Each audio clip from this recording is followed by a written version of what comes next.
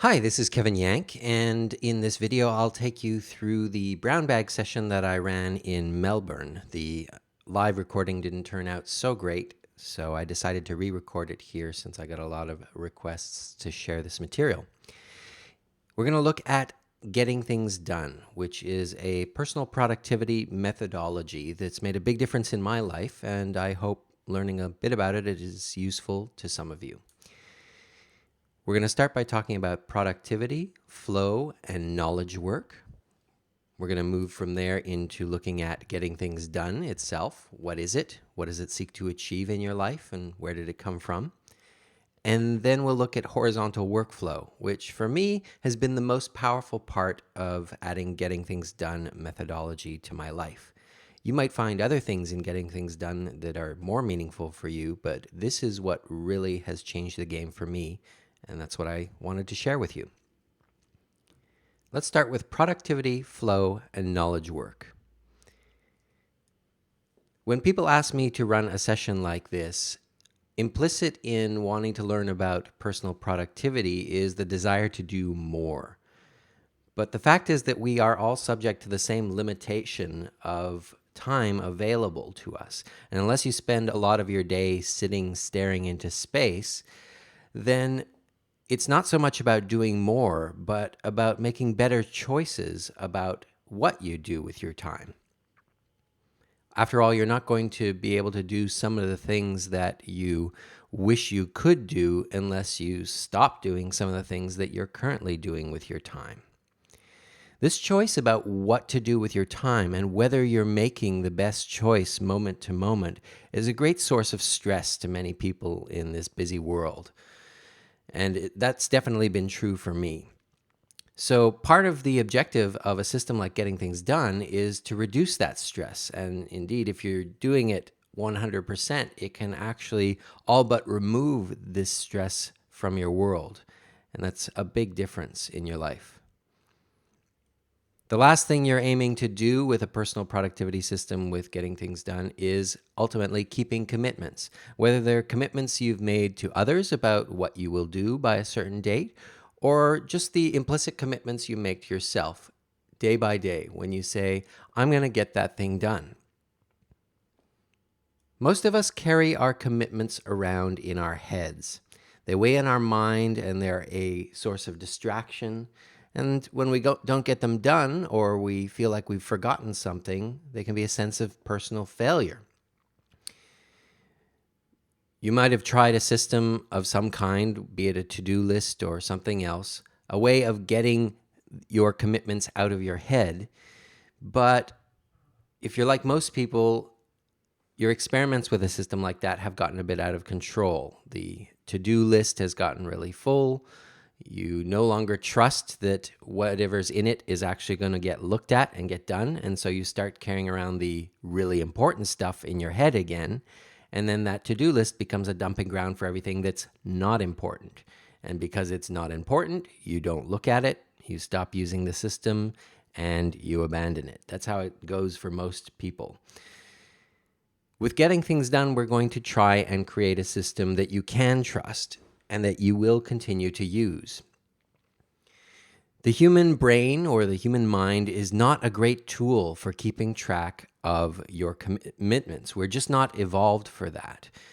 And neurologically, if you've decided you want to do something and you've not yet done it, then your mind will immediately put itself in a state where it thinks you should be doing that thing at all times, which means if you've got more than one commitment and you're carrying them both around in your head, then even if you're doing one of them, you're feeling on some small level a sense of personal failure that you're not doing the other one.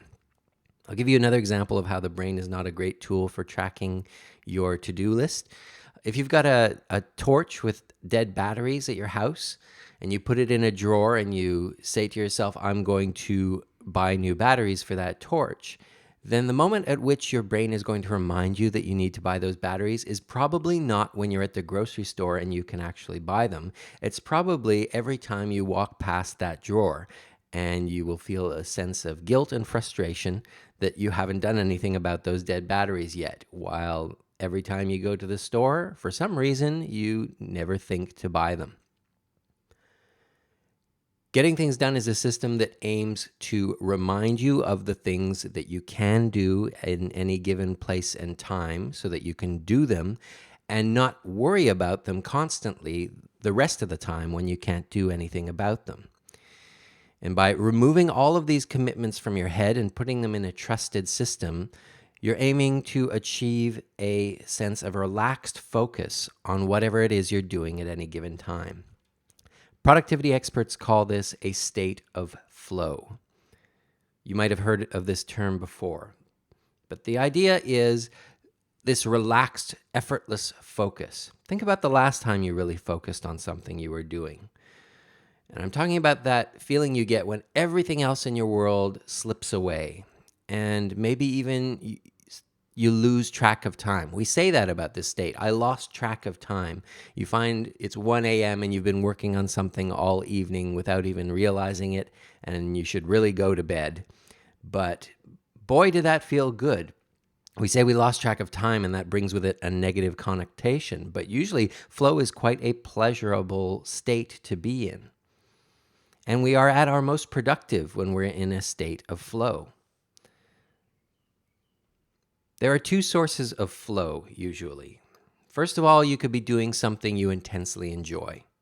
You might be going to the movies or playing a video game, going for a great run, a great drive, having sex, if that's something that you have in your life, hopefully creates a sense of flow for you. And the other thing that can cause flow is when you are absolutely certain that the thing you're doing is the best use of your time right now. After all, if you've got only 5 minutes left to do something and it's going to take you 5 minutes to do it, then your brain will pretty quickly realize that that's how you should be spending your time. And you will naturally focus on that thing and forget about everything else that's going on in your world. That's why so many of us come out of university feeling like, you know what? I do my best work at the last minute. And that's because that is a natural state for our minds to automatically focus when we have no other choice on what we should be doing. So with getting things done, the objective is to give you the tools to create this state of flow more often in your life. When you're doing the work that is maybe not necessarily an intense source of enjoyment for you and is maybe not due at the last minute. You want to create that relaxed sense of certainty that what you're working on is the right thing, and your state of flow will arise out of that automatically. Before we dive into GTD, I just want to say a few words about knowledge work. Our jobs are very different these days than they have been in the past. These days, especially here at Culture Amp and in the industry we choose to work in, we exist as black boxes where information comes in and it's your job to figure out how to put useful output out the other end. And we kind of exist in a chain of these black boxes where your input is someone else's useful output, and you're expected to output something that someone else uses as their input. In the past, when jobs were mostly manual labor, you could have someone teach you the exact movements, the physical motions to go through in order to best achieve your job. And if by some miracle you got so good at your job that you developed a new innovation in how to do that job, you'd become a master craftsman, and you'd take on apprentices and teach them your way of doing the thing. And that's how we got good at our jobs in the past. In this world of knowledge work, we exist as black boxes, I say, because there are lots of things about our jobs that we are expected just to figure out on our own. How we do email, how we manage our time, and how we deal with competing priorities. Mostly these days, figuring the answers out to those questions is largely left up to us, and everyone has their own ways of doing it. If you're bad at doing that sort of stuff, you become known as someone who maybe never answers their email or needs close supervision to stay productive. But if you can be really good at this stuff, you can become admired in your work for how responsive you are, how helpful you are, how flexible you are. So this being good at this meta stuff, aside from the actual output of your work, can be really beneficial in your life as a knowledge worker. Let's dive into getting things done. For those who don't know, Getting Things Done is a book by David Allen.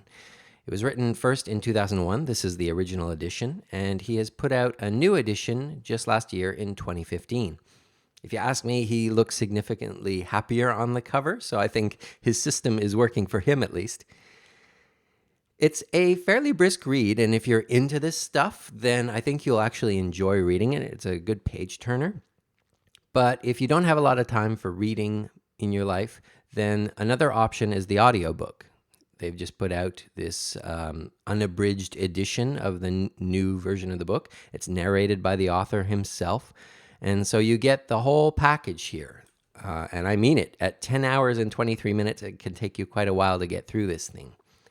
If you are a bit pressed for time, or you're not sure you necessarily are sold enough yet to spend 10 and a half hours on this stuff, then another option is the 2002 audiobook based on the original edition of the book. It's an abridged version, and it clocks in at just 2 hours, 49 minutes. And if you turn up the speed slightly, you can get through this in about the same amount of time as a longish podcast. So if that's a way of consuming content that works for you, I recommend this. The old edition is not especially out of date. It talks a little more about paper and folders and a little less about digital tools than seems practical nowadays.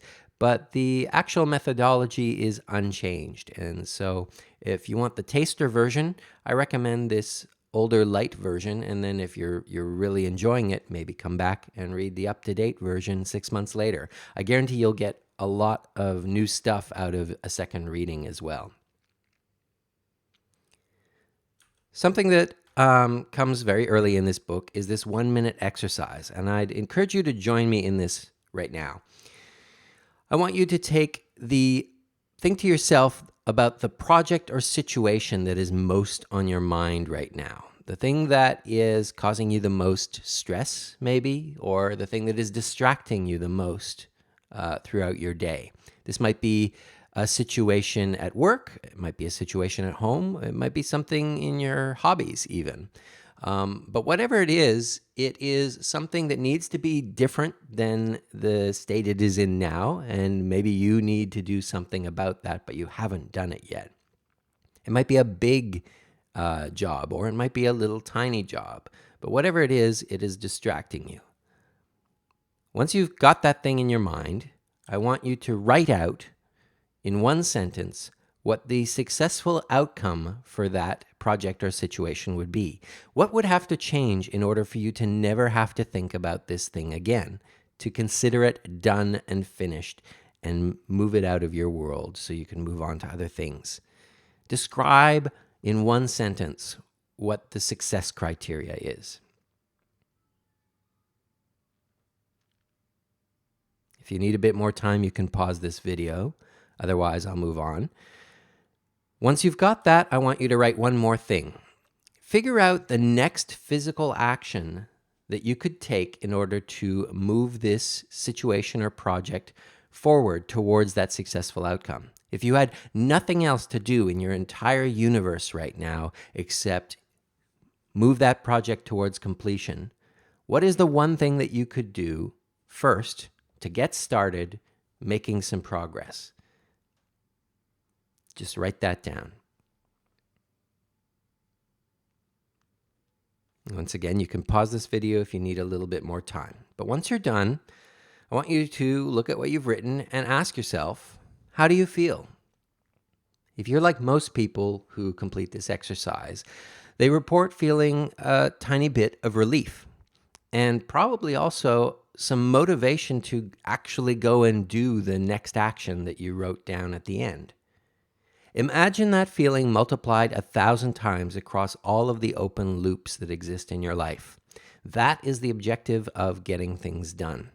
Getting all of those things off of your mind. If something is on your mind, you want it to be different than it is, but you haven't done one of 3 things to get it off your mind. The first is to clarify the outcome. Then decide on the next action that you could take to make some progress. And finally, record both of those things in a trusted system that you are sure will remind you of that thing at the appropriate time before it's too late and when you are able to do something about it. And if you do these three things, your mind will let go of that open loop, entrust it to that external system, and that will free up some of your psychic energy to be creative and to focus moment to moment on the things you are actually doing. A big part of the book, but not all of it, is about horizontal workflow. This is the term David Allen uses to talk about how you choose between the available things that you can do at a given time. What is your strategy for saying, I am going to do this instead of that, and being sure that that is a mostly sensible choice, that you're not overlooking something else that would be a better use of your time? Here's what Getting Things Done proposes for its horizontal workflow. First, you collect your ideas and commitments, all of the new inputs that come in your life. You want a way of collecting them. Then you want to process all of that stuff into actions that you can actually do. You want to review your system on a regular basis so that it stays tidy and in control. And finally, spend time doing your actions with a clear system for choosing which action to do next. Before I dive into the details here, I want to take you through the app landscape that exists around getting things done. This is actually how I got into GTD. I found a great to-do list manager app, and it said it was modeled around GTD. And I said, GTD, what's that? And I started my journey researching this stuff. And so if you're a bit of an app nerd like I am, this might be the way in for you as well. The app that I'm using these days for getting things done is called OmniFocus.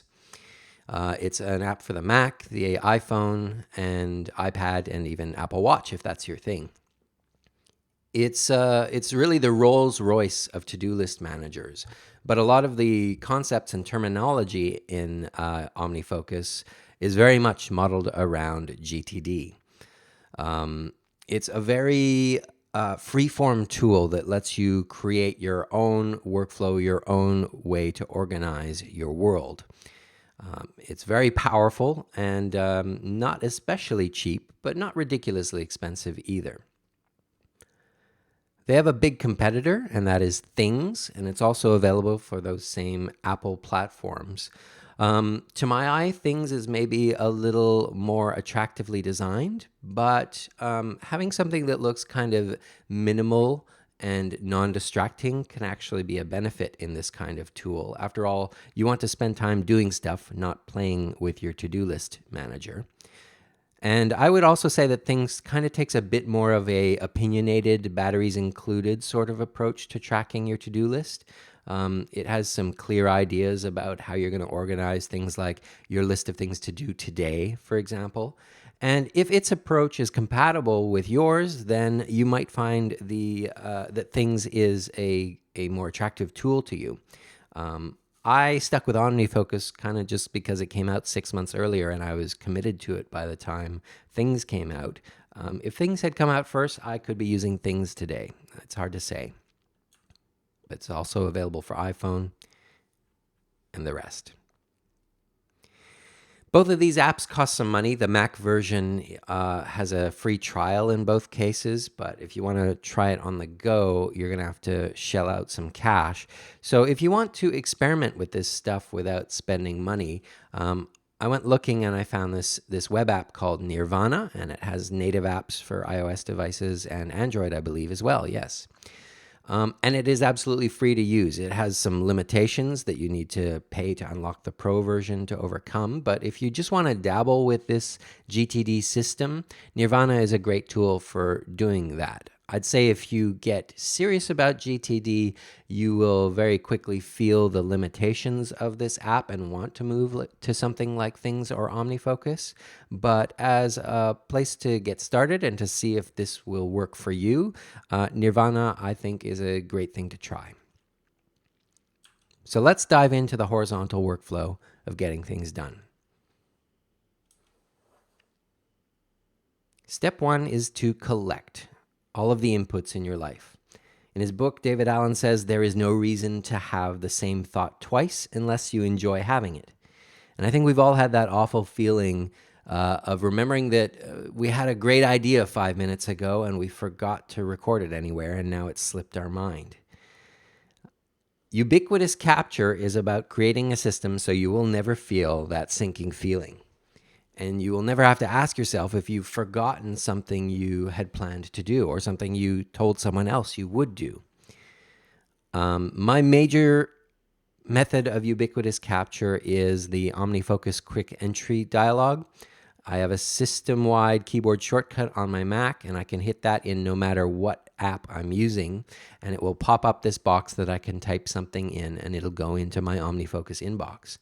If I'm working in a supported app like my mail client, it'll even clip the currently selected content in my app and include that on the to-do list item. So for example, if I'm looking at an email and I want to create a to-do list item for it, I hit that clipping shortcut, it pops up this dialog, and the notes field for this task contain a hyperlink back to that message.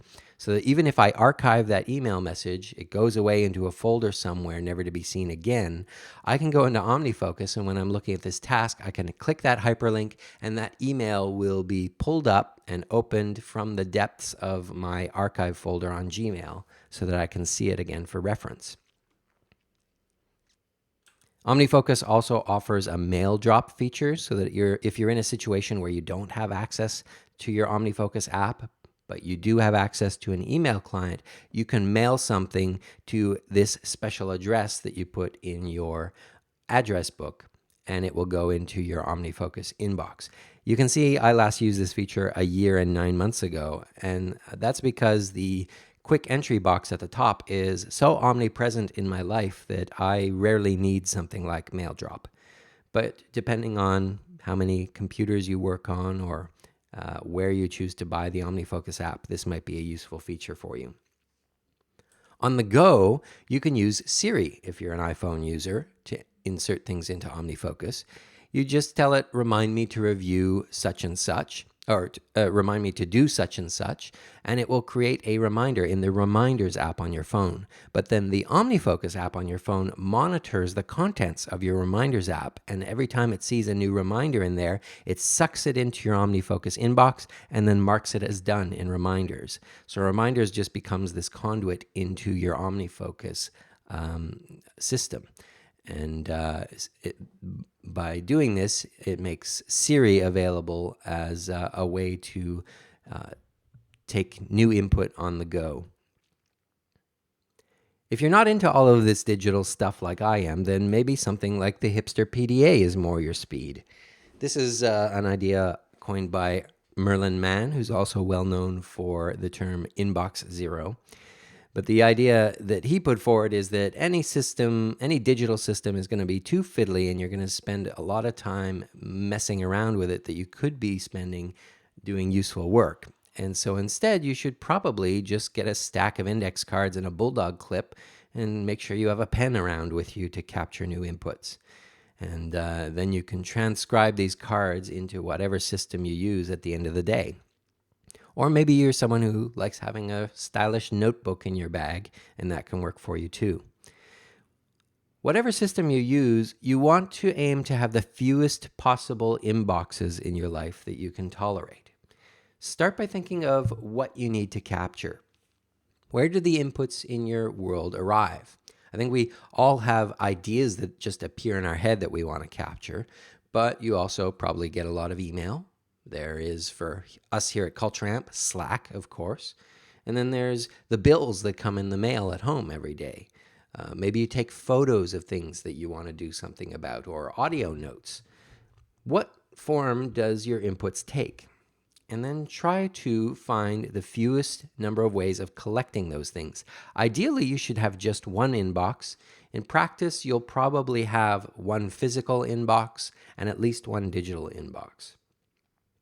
A ninja tip is that if you occasionally get this exceptional type of input, you can just file that input away and then create for yourself a reminder that it exists in one of your other inboxes, rather than creating an occasional inbox that you might forget to empty.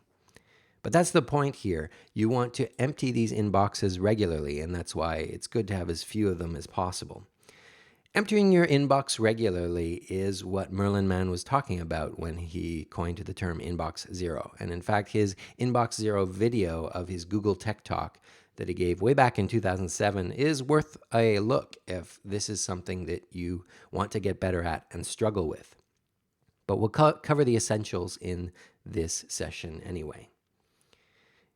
You want to make a routine to empty your inboxes, ideally on a daily basis. In my case, I empty my digital inboxes daily, and my physical inbox, which has the mail I get, the bills, it's a stack of stuff that I process on a weekly basis. I used to try to empty my inboxes at 4 p.m. every day, but I was often a bit tired and was not inspired to work on maintaining my system at that time of day. And also that tends to be the time of day you're rushing to get things done by the end of the workday. So I find that either last thing before I go to bed or first thing in the morning are great times to empty my inbox. Either way really clears the deck and clears your head, either for a good night's sleep or a good day's work. So let's talk about that. Next step, processing. Processing is the work of taking all of the stuff that accumulates in your inboxes and turning them into doable actions. You want to free those actions of that stuff so that when you have some time to do useful work, you don't have to stop and go, what is this? What does this represent? What do I want to do about this? You do that work ahead of time so that when you're actually working, you can do it without too much planning or thought. Merlin Mann in his Inbox Zero talk says that processing your inbox is more than checking and less than responding. And this pertains especially to email. Checking your inbox throughout the day, opening your email client, looking at what's new, then closing it again without doing anything about those new emails is a wasteful use of time.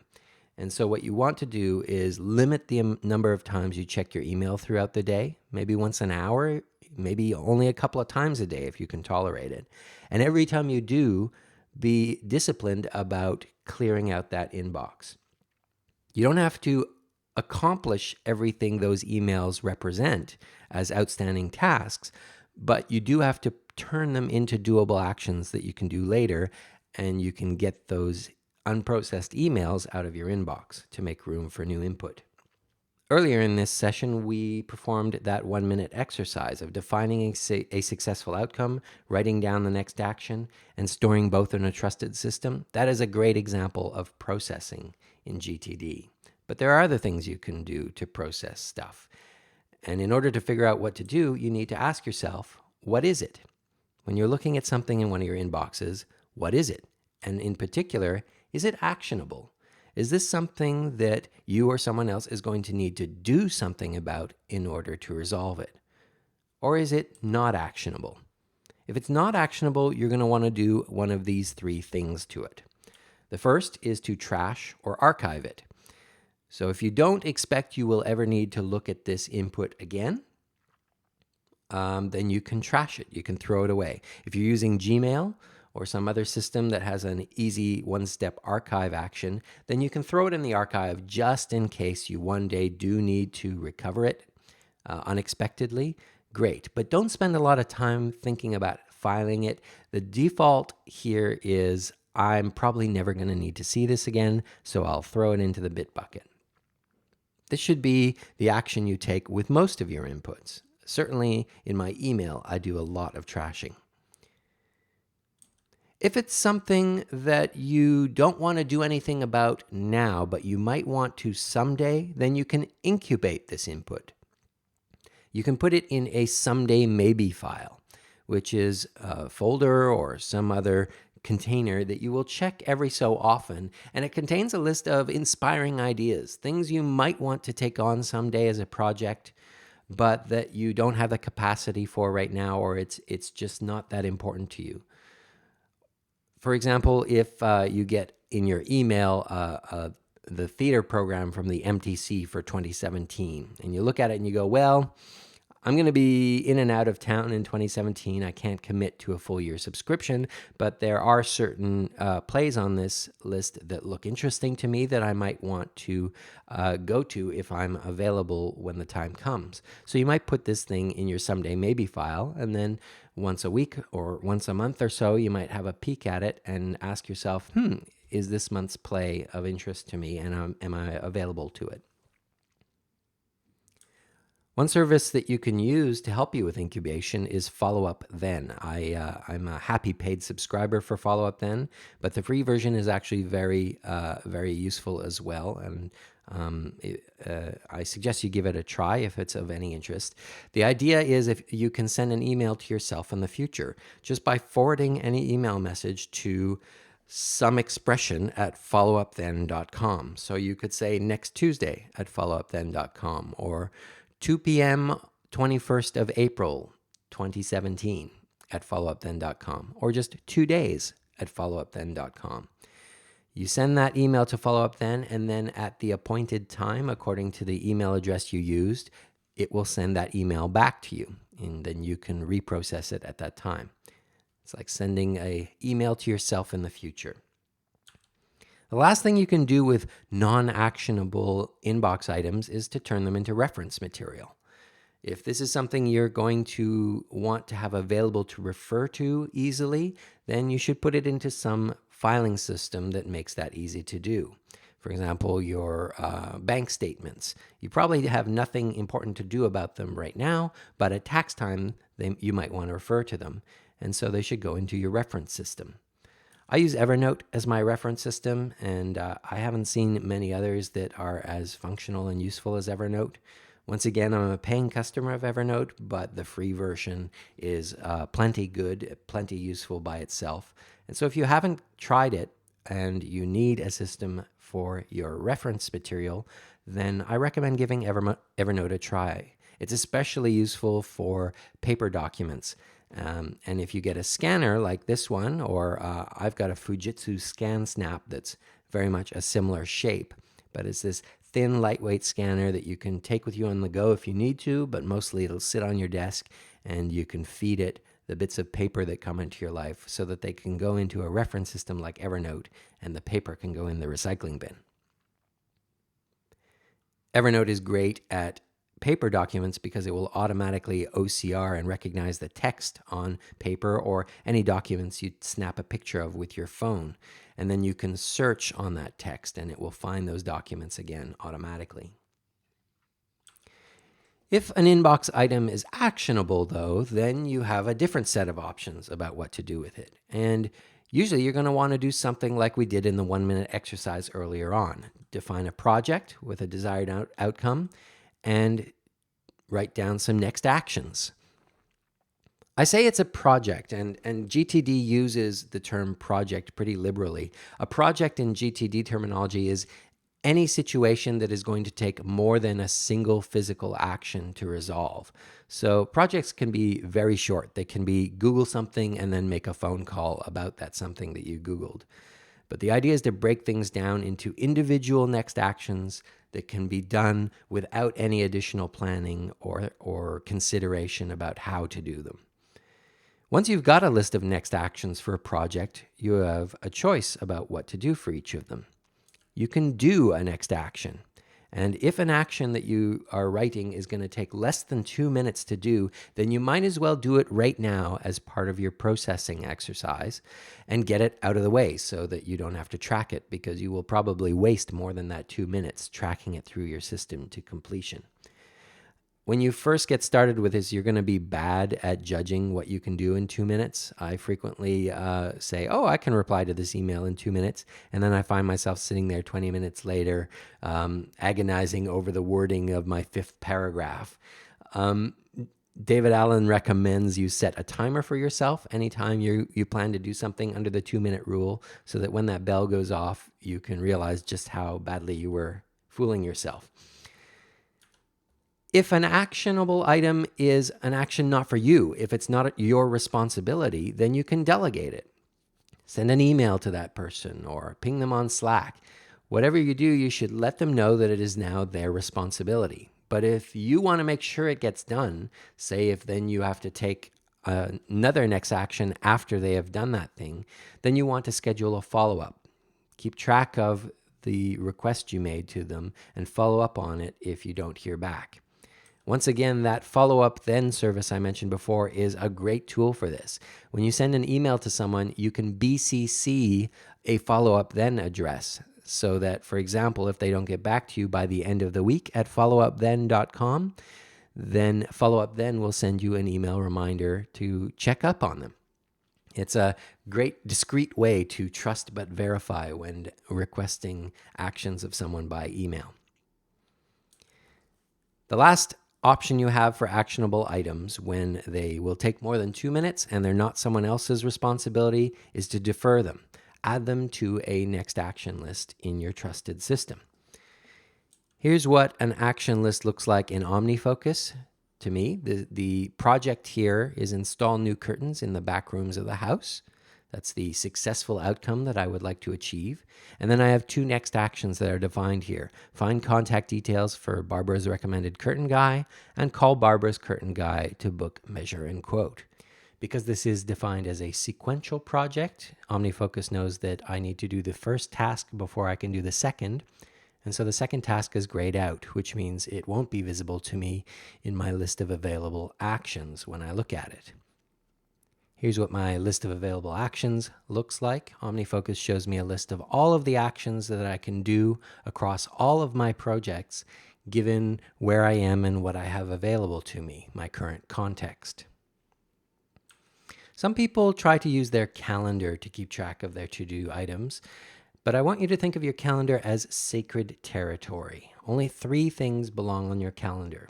Things you want to be reminded of when you check your calendar on that day. Things that must happen at a specific date and time. I'm talking about meetings, appointments, or things that will happen without you, whether you're there or not, that you want to be aware of. And then things that you want to see when scheduling any of those other 2 things. So, for example, this is what my calendar looks like for the week. And mostly you can see it's just appointments that I must be present at that must happen at a given date and time. If you look at the top at the all-day events, you can see I've recorded a couple of things like no meeting days, or my friend's birthday, or Father's Day in the United States. These are things that I want to be aware of when I'm scheduling events on those days. But other than that, my calendar doesn't contain any hopeful items or things that I am planning to do on that day but don't necessarily have to happen on that day. The problem with tracking that stuff on your calendar is that when inevitably something changes and you need to adapt, you get stuck wasting time shuffling things around and renegotiating contracts with yourself, when if you were using a tool that was right for the job, it would just show you a list of available actions at any given time and help you be aware of the non-negotiable due dates that may be associated with them. Summing it all up, this is what processing looks like in GTD's horizontal workflow. You decide for each of the things, each of the stuff in your inbox, what is it? Is it actionable? If it's not actionable, you can trash it because you never need to see it again. You can incubate it because you don't want to do something about it now, but someday maybe you will. Or you can turn it into reference material that you can access at a later date when you need it, but there's no specific action to be done about it now. If it is actionable, then you can do it. If it takes 2 minutes or less, just do it now. That's better than wasting the time tracking it in your system. Otherwise, if it's not your job, if it's someone else's thing to do, then you can delegate it to them. Let them know it's their responsibility, and if you need to see that it gets done, either just for your peace of mind or because you have future actions that depend on it, you can set a follow-up or a reminder for yourself to check that it has been done. And then finally, anything else that you need to do but not in the middle of processing your actions, then you defer it. You put it on a next action list for a project in your trusted system. That's processing. The next step of the horizontal workflow is review. Now, review is the regular process you go through of tidying up your system and making sure it's in good health. You want to review your projects as often as is necessary so that they stay off your mind, so that you trust that you will see them often enough so you don't need to think about them the rest of the time. Weekly is a good rule of thumb, and that's what works for me. Here's what David Allen says about your GTD review. He says you need to gather and process your stuff, review your system, update your lists, get clean, clear, current, and complete. Here's what review looks like in practice to me. I start by doing a mental sweep. And this is opening the inbox of your system of choice. In my case, it's OmniFocus. And doing a brain dump. Identifying all the things that, even though you know better, you have realized you're carrying them around in your head and you haven't recorded them anywhere. Write down all of those open loops, responsibilities, situations. You don't have to boil them down to actions just yet. At the moment, the focus is just to get them out of your head and written down in such a way that you won't have to worry about them anymore. Then troubleshoot your inboxes. Have a look at each of your inboxes that you're meant to be emptying on a regular basis. And if you've failed this week to empty it on a regular basis, see if you can come up with a way to address that situation. Otherwise, process your inboxes down to 0. Then, don't stop there. Look at all of your projects one by one. Every project that is outstanding and not complete, have a look at the next action list for it and reprocess that project if you're stuck. Often, I find projects are stuck because the next action in them is multiple actions disguise it as a single action. So if it's a big thing that'll take 90 minutes to do, maybe there is a half dozen 10-minute actions hiding in that single action. And if you break it apart, you can start to make progress again because you won't skip that action when you see it in your next actions list this week.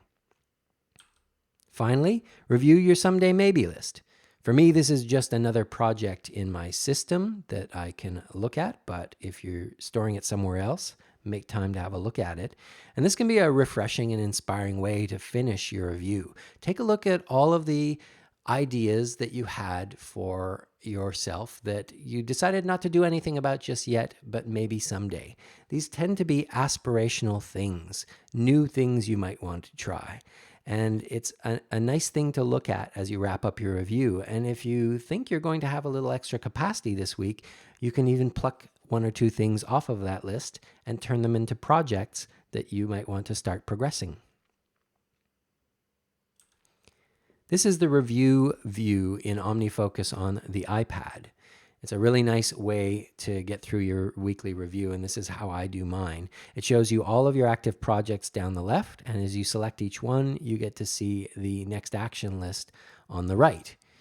You can tidy up that project, make sure it's in good working order and is ready to be progressed this week, and then you hit the coffee cup down in the bottom right to mark it as reviewed. That project will disappear from this view until a week later, at which point it will reappear in time for you to do your next weekly review. A word on due dates. Try to resist the temptation to create artificial due dates on your to-do list items. A bad way to decide what you're going to do this week is to find all of those actions and set them as due on Friday. Because that obscures the real due dates that are sitting in your system that represent actual commitments you've made to people. You really want those to stand out. And second, because if you create all of these contracts with yourself that you're going to get something done on Friday, then when Friday comes and you've got all these due items and not enough time to do them, well, it's going to be a really bad day as you have to cheat on a whole bunch of those commitments that you've made to yourself. It's okay to renegotiate commitments when they come up in your system and you're not able to complete them. In fact, that is a great way to work with other people, to let them know that, hey, I know I promised you something today. I'm not going to get to it. Here's when I'm expecting to get it done. That really builds trust when you get back to people that way. But ideally, you shouldn't be creating false contracts with yourself because of all of the mental overhead that creates. A ninja tip to avoid this is during your weekly review, identify all the projects that you probably won't have time to get a look at this week and put them on hold. They will be hidden out of view until your next weekly review, and all of those tasks will disappear from your system during that week, so that all of the things that do appear by default are the things that you are actually planning to make progress on this week. It's a much better way of planning your week during your weekly review. Set aside time for your review. And I put this slide because this is something that challenged me when I was getting into this system. Managing and using a to-do list to get through your day-to-day workflow, that makes sense. But setting aside this extra time, as you might see it, for this regular routine to review your system, it can feel wasteful and unnecessary or difficult to justify at first.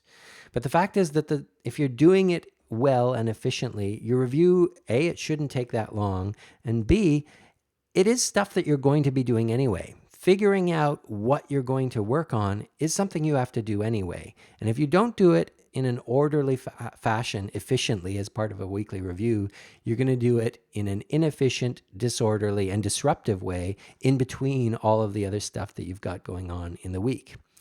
It's also really important because this ritual of a weekly review is an acknowledgement that no system is going to be so good that it's not going to get at least a little out of control within a week. And so by keeping your system tidy, you will keep this system working. If you don't do the review, that is the quickest way to guarantee that things are going to spin out of control. You're going to stop trusting your system, and you're going to start carrying the quote unquote important stuff around with you in your head. And then you're just not doing GTD. That is review. That brings us to the final step of the horizontal workflow, and that is doing. And if you have a functional GTD system, then doing is really just taking a look at the next thing on your list and doing it. The process for me really looks like this. I look at my calendar. I see if I have any non-negotiables on my schedule. If I'm not due in a meeting right now, then I look at how much time until I have my next scheduled item. Let's say I've got an hour until my next meeting. I'll then turn to my next action list and have a look at it. Is there anything on there that I want to bite off and do? Ideally, you shouldn't spend a lot of time perusing this list. You should try and force yourself to grab the first one and get it done, unless there's a good reason for you not to be doing it right now. And David Allen provides some useful tools for picking things off of that list. Here are the 4 criteria he proposes when selecting what to do from your next action list. The first is context. Actions come with a necessary context. If your action is to make a phone call, then you need a phone handy. Or it might be an action that you can only do at home, like watering the plants. So the first thing you can do is filter your next action lists to the context that you currently find yourself in. GTD apps like OmniFocus, this is what they do. This is their bread and butter. They keep track of your contexts and let you say, hey, I'm in this context. What of my next actions are available to me in this context? The next filter you can apply is the time available. How much time do you have? And that will govern which actions you're able to do because of the amount of time they will take. Energy available. Are you your bright-eyed, bushy-tailed best self, or is it 5:30 p.m. and you really don't have much energy except for the tasks that require no brain power whatsoever? And finally, priority. You ideally want your next action list to start with the things you want to get done first and end with the things that can get done later. I actually don't record these 2 middle ones in my system. I find they're a bit fiddly and they can be a bit of a cheat. If I've got an action that requires 90 minutes of time available, I'm not often going to have that much time available, and that action is probably never going to get done. When in fact, I could probably break that action down into some small achievable tasks that take much less time. And energy available, likewise, I can look at a next action list and make calls in the moment as to what I have energy for and not. I don't need to waste time rating each of my actions out of 10 in terms of the energy required to get them done. And so I don't bother doing that. The idea of having a system that will tell you what to do next is to have some control over which of these three kinds of work you're doing at any given time. This is a list provided by David Allen in his book. He says that when you're doing work, when you're putting energy into something, you can be doing one of three things. You can be doing predefined work that you planned earlier. This is the lists of next actions that you find in your GTD system. Or you can be doing work as it shows up, picking the latest email. It appears in your email inbox and you do it right away. Or someone walks up to your desk and says, hey, I could use your help with something. Can you spare a few minutes? And if you say yes, and if you agree to a system, then you're doing work as it shows up. Or you can be spending time defining your work, planning what you're going to do later. And this is the function of processing and your weekly review. David Allen says that it can be dangerous to be doing work as it shows up, because every time you do that, you are making the judgment call that that work that you're choosing to do that just appeared in your world is more important for you to be doing than any of the other things in your system. And the idea is you want your system to be able to enable you to make that call with enough confidence so that you won't be worried about all of those other things in your system, and you will continue to trust your system. I'm not saying you should never do work as it shows up. Certainly, when you work in a collaborative workplace like ours, it can be really good to be that person who is often helpful and available to people. But you want the rest of your world to be organized enough so that you understand what you're setting aside in order to jump up and be helpful in the moment. People who don't have a trusted system to keep track of everything they've got going on are the people who really hate to be interrupted, because often they'll be doing something that they're in the middle of, and the reason they're doing it is because if they don't do it now, they'll forget it needs to be done. And when you come up and interrupt them, you are asking them not just to drop it and help them, but risk losing what they were doing, losing their context. And so if you've got a trusted system, chances are when someone comes up to ask you for their help or an emergency appears in your email inbox, you're going to feel all right about dropping what you're in the middle of doing, because when you come back, your system is there to tell you what it is you were doing before. There's no risk of losing the thing you were in the middle of doing. Ideally, work should feel like this. You should be able to work without friction. You should be able to get into that state of flow where you are fully concentrated on the thing you're working on. And when you get to the end of it, you just turn the crank on your system and it tells you what to do next. And you flow right into that next task with minimal friction, without stopping to second guess yourself and reconsider all of the other things that are going on in your life that might need your attention. And that is doing. So that's what getting things done, or at least the most important part of it, horizontal workflow, looks like to me. That's my system, and your system might look a bit different. So I encourage you to go and build your system. Take a look at the GTD book if that's of interest to you. It will give you a lot of ideas and guidance on building this for you. Or if you're a lot like me and the idea of a powerful app like OmniFocus sounds good to you, you might want to head over to Inside OmniFocus, which is OmniFocus's website about workflows that are empowered by this powerful piece of software. As you can see here, they've got a whole page describing how to implement getting things done using OmniFocus. It's a nice detailed article, and it's got a great video here that I'll play for you now. Feel free to stick around and watch this if you're interested in OmniFocus. If OmniFocus doesn't sound like your cup of tea, or if you're not quite ready for it yet, you could always come back and watch this later. But besides being a good introduction to GTD in OmniFocus, I find this video is also a great review of everything that we've looked at so far in this session. So feel free to watch it for that as well. Otherwise, that's everything I had to show you. So thanks for your attention, and I hope you enjoy the video. You may have heard that OmniFocus is the best app for getting things done on Mac and iOS. But just what is GTD? GTD is a method for processing all of the stuff that you need to do and organizing your actions in a way that makes long-term sense. GTD isn't the only way to use OmniFocus, but it is a really effective one. You have a lot of things vying for your attention. In GTD, this is called stuff. you need to get your stuff into a trusted system so you can stop worrying about it and actually get things done. First thing is to get all of that stuff out of your head and into an inbox. Emails, voicemail, existing to-do lists you've written on little scraps of paper, stuff other people have asked you to do, anything that's on your mind. You need to collect everything in one place. In fact, when you're first getting started, set aside about half an hour and do a thorough brain dump of everything you've been worrying about.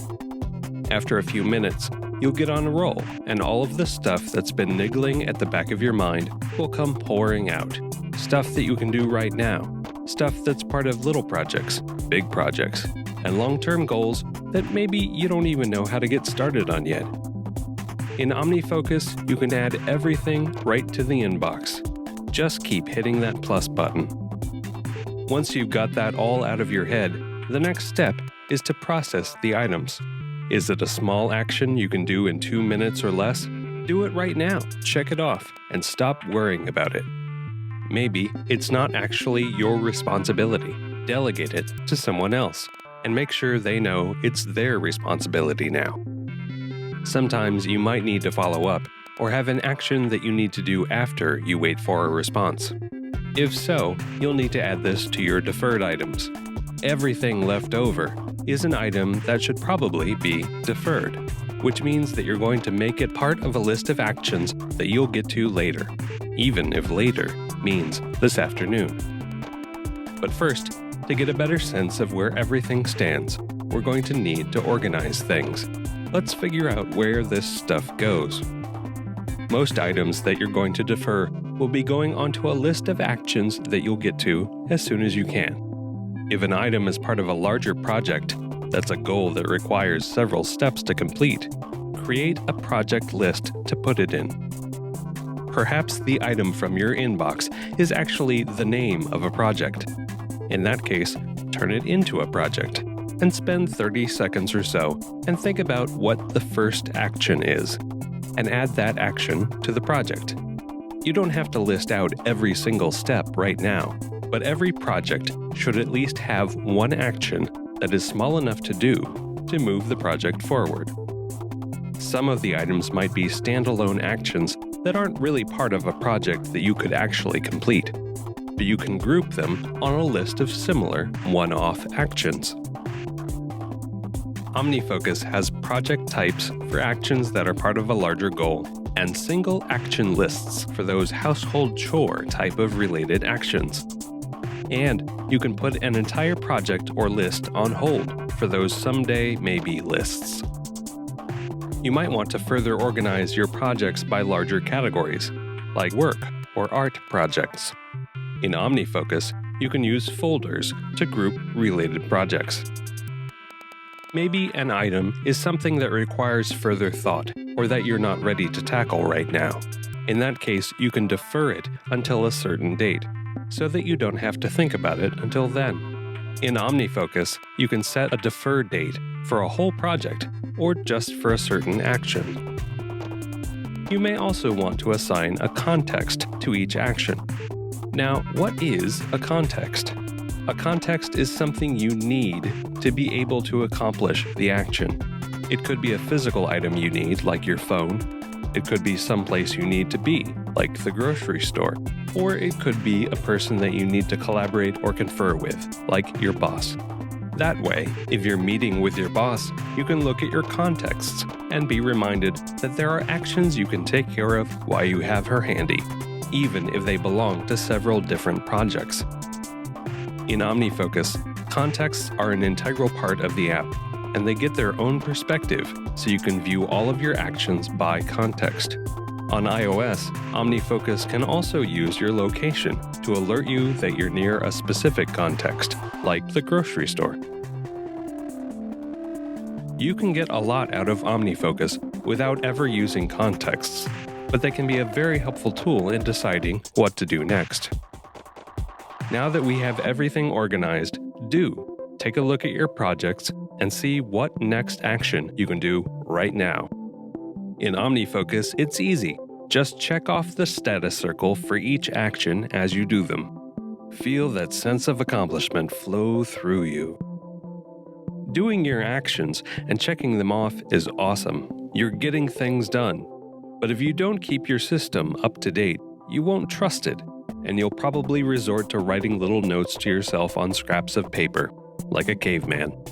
So reviewing your projects and actions is important to keep you on track. Once a week or so, sit down with your system and take a look at how things are going. I'm sure you've been putting ideas and tasks in your inbox as soon as you think of them, but you've probably gotten a few more emails and voicemails that you didn't move into your inbox just yet, right? Do a brain dump, just like when we started, and shake out all of those niggling to-dos, though hopefully this time there won't be as much loose stuff floating around in there. Process everything you just dumped into your inbox. Do, delegate, or defer this new stuff. But don't stop with the new stuff. Check each of your current projects and see whether they need updating. Does each one have a next action that you can actually accomplish? Does the project represent your current goals? Is it something that you need to put on hold or drop altogether because it's no longer relevant? Don't forget to occasionally review items you deferred to a later date, someday maybe items, and actions that you're waiting for other people to get back to you on, to see if they need to be updated or moved back into your current projects. In OmniFocus for Mac and iPad, there's a built-in review perspective that makes it easy to make sure you're reviewing things on a regular basis. You can even set custom review intervals for projects, so you can stay on top of both projects you need to keep a close eye on and those you can check into on a less frequent basis. That's it. These 5 steps will keep you on the track to productivity and build a system that you can trust, so you don't have to keep worrying about whether you've forgotten to do something, freeing your brain to think about the stuff you really want to think about. Learn more about OmniFocus and GTD, and find more helpful hints and tools to get stuff into your OmniFocus inbox at omnifocus.com/GTD.